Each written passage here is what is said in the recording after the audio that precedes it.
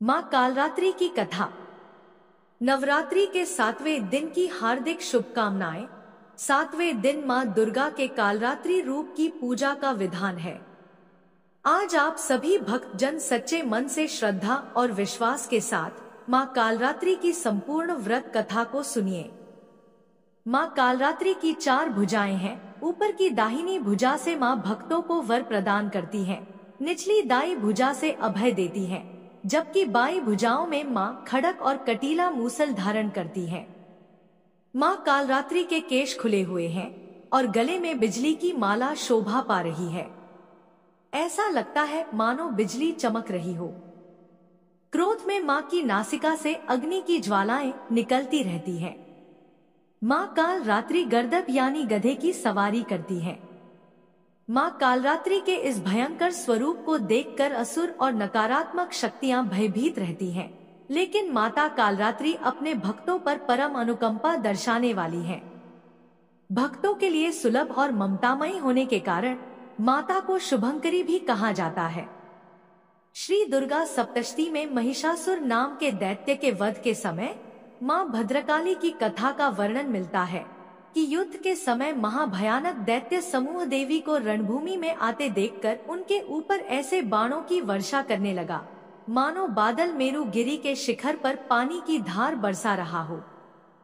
तब देवी ने अपने बाणों से उस बाण समूह को अनायास ही काटकर उसके घोड़े और सारथियों को भी मार डाला। साथ ही उसके धनुष और अत्यंत ऊंची ध्वजा को तुरंत काट गिराया। धनुष कट जाने पर उसके अंगों को अपने बाणों से बींध डाला और भद्रकाली ने शूल का प्रहार किया। उससे राक्षस के शूल के सैकड़ों टुकड़े हो गए और वह महादैत्य प्राणों से हाथ धो बैठा। इसी प्रकार चंड और मुंड के वध के लिए मां विकराल मुखी काली प्रकट हुई। मार्कंडेय ऋषि कहते हैं कि इसके बाद शुंभ की आज्ञा पाकर वे चंड मुंड आदि दैत्य चतुर्ंगिणी सेना के साथ अस्त्र शस्त्रों से सुसज्जित होकर चल पड़े।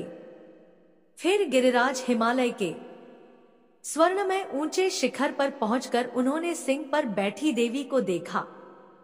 उन्हें देखकर दैत्य लोग तत्परता से उन्हें पकड़ने का प्रयास करने लगे। तब देवी अंबिका ने उन शत्रु के प्रति बड़ा क्रोध किया। उस समय क्रोध के कारण उनका मुख काला पड़ गया, ललाट में भौहें टेढ़ी हो गई और वहीं से तुरंत विकराल मुखी काली प्रकट हुई, जो तलवार और पास लिए हुए थी। वे विचित्र खड़वांग धारण किए और चीते के चर्म की साड़ी पहने नर मुंडों की माला से विभूषित थी।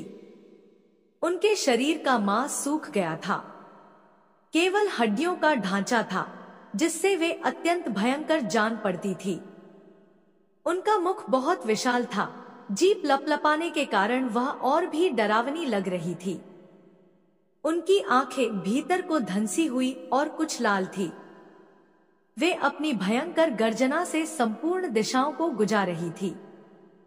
बड़े बड़े दैत्यों का वध करती हुई वे कालिका देवी बड़ी तेजी से दैत्यों की उस सेना पर टूट पड़ी और उन सबको खाने लगी। तीनों लोकों में राक्षस शुंभ, निशुंभ और रक्तबीज दैत्य ने हाहाकार मचा रखा था। सभी देवता गण चिंतित थे। सभी देवी देवता मिलकर भगवान शिव के पास गए और रक्षा की प्रार्थना की।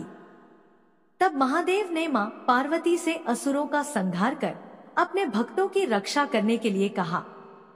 इसके बाद माता पार्वती ने दुर्गा जी का रूप धारण किया और शुंभ निशुंभ का वध कर दिया। अब देवी के सामने असली चुनौती राक्षस रक्तबीज ने पेश की। जैसे ही मां दुर्गा रक्तबीज को मारती और उसके खून की बूंदें धरती पर गिरती, वैसे ही उसके ही जैसे लाखों रक्तबीज पैदा हो जाते, जिससे माता क्रोधित हो गई। उनका वर्ण श्यामल हो गया और इसी स्वरूप से मां कालरात्रि का प्राकट्य हुआ। दैत्य रक्तबीज एक ऐसा दानव था जिसे यह वरदान मिला हुआ था कि जब जब उसके रक्त की एक बूंद भी धरती पर गिरेगी, तब हर बूंद से एक नया रक्त भी जन्म ले लेगा, जो कि रूप और शक्ति में उसी के समान होगा। ऐसे में मां कालरात्रि ने रक्त बीज की गर्दन काटकर उसे खप्पर में रख लिया, ताकि रक्त की बूंदें नीचे ना गिरे और उसका सारा खून पी गई। और इस प्रकार देवी ने रक्त बीज की एक भी रक्त की बूंद धरती पर नहीं गिरने दी। रक्त बीज दैत्य के रक्त से उत्पन्न हुए जितने भी रक्त बीज थे वे सब माँ की जिह्वा पर उत्पन्न होते गए और माँ उन सबको भक्षण करती गई। इस प्रकार रक्त बीज दैत्य शक्तिहीन हो गया और फिर माँ काली ने रक्त बीज का वध कर दिया। इस प्रकार माँ काली सदैव अपने भक्तों की रक्षा के लिए तत्पर रहती हैं। प्रेम से बोलिए माँ कालरात्रि की जय। अब आइए सुनते हैं माता काली की दूसरी पौराणिक कथा। दूसरी कथा के अनुसार एक समय दारुक नामक एक पापी असुर ने ब्रह्मा जी की तपस्या करके उन्हें प्रसन्न कर लिया। ब्रह्मा जी से पाए वरदान के कारण दारुक अत्यंत बलशाली हो गया।